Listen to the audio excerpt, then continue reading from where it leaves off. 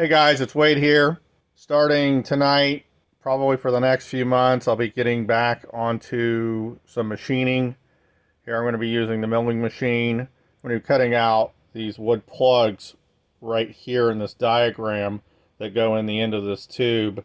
This is for the rudder return spring. I could have done this by hand. I didn't want to use a hole saw because it would have put too big of a hole in the middle of the wood disc or the wood plug. I need to put a hook inside there and bend it over and flux it in. I thought this would be a great opportunity, a nice small project to get my sea legs back as far as machining. I did spend both a couple hours figuring out Fusion 360 CAM software and the CAD software, again, getting back into it. And then I had to spend a couple hours getting this milling machine kind of tweaked, had some parameters that I needed to fix. So again, gonna do this little plug right here. I'm gonna do two of them, one for each rudder obviously, but I'm just gonna do one at a time starting out. I'm gonna limit my variables. So I know for all you airplane building people and airplane interested people, my machining videos are probably god awful, but I understand that. Again, this is the melding of machining, lathing, plasma cutting, and making airplane parts. So I know I've done a little bit of that in the past, but I'm going to be doing a whole lot more of that here over the next few months to try to finish this bird up. So anyway, I'm going to do a little probe on here to set the work coordinate system so all the system knows where 0 is on X, Y, and Z, and then we'll machine this sucker out.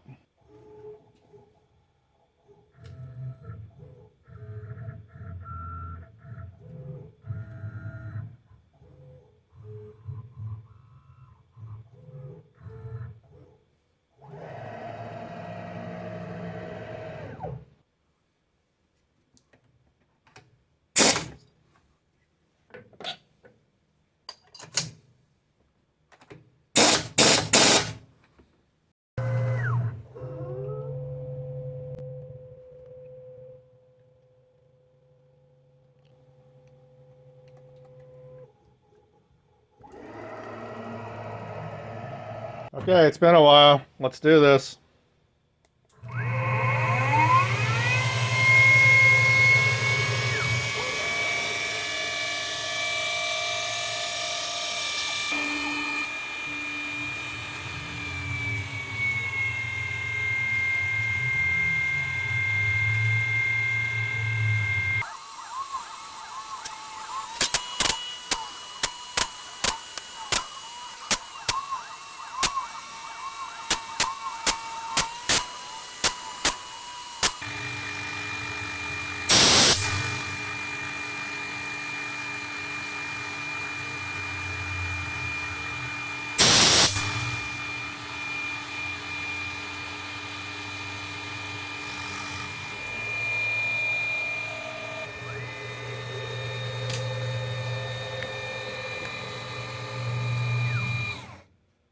All right, that looks pretty good.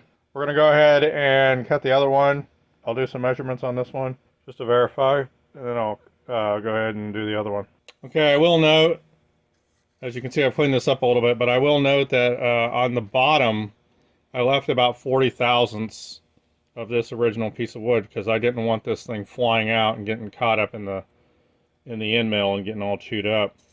But you can see here, this is about a perfect fit right there. And then that's on the lip, and then there's probably, well, it's about 2.5 inches, or 250 thousandths, quarter of an inch thick. So it goes down about 1/8 of an inch, and then there's about 1/8 of an inch popping out. But that's a really nice fit. So I'm gonna go ahead and do the other side. Okay, for this other guy, since I already got my X, Y, and 0 off of this corner right here, I'm not going to reprobe this. I'm just going to kick it over up in this corner and start her off.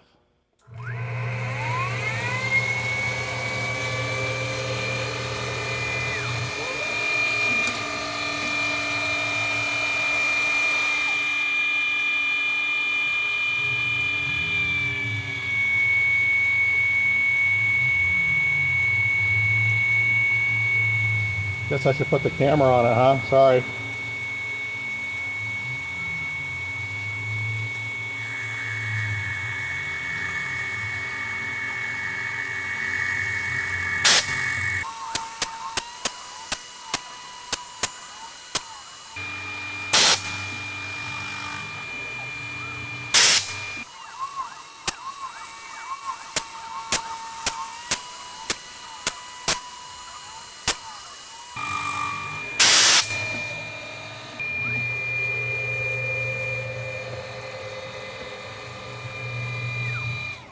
All right, this one looks pretty good too. I'll clean it up and check it. Okay, I cleaned it up. As you can see, again, it's a nice snug fit. Goes on there really nice. I mean, it's about perfect. So I will clean these up a little bit more and cut them out of this base material, and then probably take a few more shots, maybe take a little bit more video. Okay, so as you can see, I've removed these end caps, these plugs, whatever you want to call them, the hook holders, from this original stock. Again, I left about 40 thousandths. Probably could have gone another 10. Took me about a minute, minute and a half with a razor knife, kind of punching down in there and then turning it around and scoring it, and it popped right out. But again, here's a tube. You can see that other one's already in. Here's the hooks. I'm just going to flox these in. I'm going to bend this over. Nothing fancy, but it's got a pretty good, now I did sand it down just a hair to get all the fuzzies off, so it's not quite as tight of a fit, but obviously I'm going to flox that in. Same thing on the other side. I'm pulling on that really there, so you can see it's a nice fit. These came out really nice. I'm very happy with them, although they're just going to get completely buried. This whole assembly right here, for those of you that are not aware, first again I'm going to bend this over, trim it down, flox it, put a blob of flox on the inside, and then this will get floxed into this tube. But this whole tube gets buried up with just a little bit peeking out. So the only thing you can see, you can't even see in there. I don't have another light, sorry, but the only thing you could see in there is that hook. So this handiwork will hopefully never see the light of day, except through the end there. But that's it. I will probably post some still pictures at the end as I edit this, but I'm not going to do any more video. Thanks for watching. It's good to have the mill back up and running. Got to get the lathe up and running as well, and then also, like I said, the plasma cutter. I'll be using that for some various parts as well. Okay guys, since I still have the tripod set up and the camera, I thought I'd go ahead and show you these.